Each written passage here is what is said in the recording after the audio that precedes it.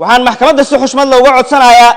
in eedeysane Dablanisa Maxamed Cabdi Maxamuud ay maxkamadda ku xukunto dil toogasho ah isla markaana maxkamadda ay sida ugu dhaqsiyaha badan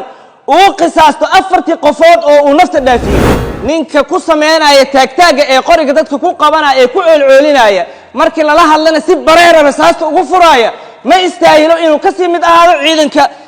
ciidamada qalabka sida xilliga dhalmada joogay waxaa lagu sameeyay qaliin waxaa dhacday marxuumad Ikraan Cumar Axmed in ay geeriyooto kadibna la qaliin lagu sameeyay kadib markii la ogaaday in cunugeedii uu fiyow yahay cunugii ayaa la soo qalay waa la soo bixiyay balse wuu gadaal ayuu ka geeriyooday marxuum Cabdinaasir Carab Yuusuf oo Ikraan dhashay sidoo kale marxuumad Farxiyo Xuseen Abuukar oo eedeysanahan uu xabadii ku dhuftay waxaa lagu sameeyay qaliin cunugeedii oo 8 bilood jiro ayaa qaliin lagu sameeyay banaanka loo soo bixiyay waxaa la geliyay dhalo 2 maalmood kadib ayuu geeriyooday hooyadiina waxay geeriyootay 3 maalmood kadib ninka ku sameynaya taagtaaga ee qoriga dadka ku qabanaya ee ku ceelceelinaya markii lala hadlana si bareer rasaasta ugu furaya ma istaahilo inuu ka sii mid ahaado ciidamada qalabka sida sidaa darteed mudane gudoomiye Ilaahay subhanahu wa ta'ala quraankiisa wuxuu ku sheegay in qofkii qof kale si bareera u dilo in loo dilo sidoo kale Ilaahay wuxuu quraankiisa ku sheegay in qisaasta lagu sameynayo gacan ku dhiiglayaasha ay nolol ugu jirto dadweynaha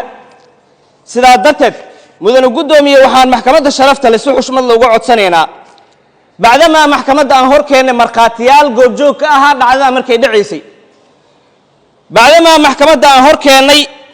عديمة كفلا أو إذا سنها وجو عدينا إن وديل كان سبريرة أو كتلقى وجستي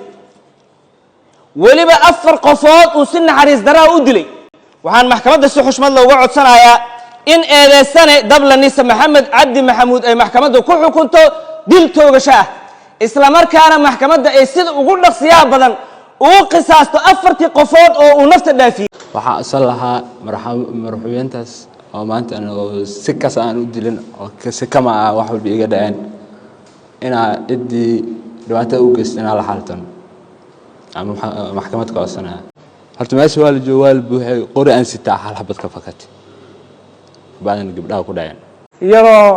la eegayo cadaaladda guud maxkamadda ciidamada qalabka sida darajada koowaad mudane gudoomiye garsoorayaal waxaan ka codsanaynaa in eedaas laga baabi'iyo qodobka ay ku soo eedeeyeen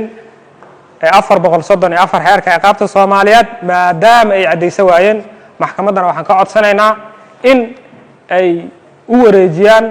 445 maxkamadana waa mahadsantahay maxkamadda waxa uu cadaatay in eedeysane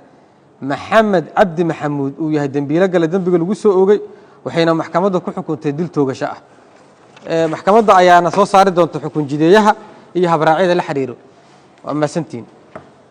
كم ضمن حرنته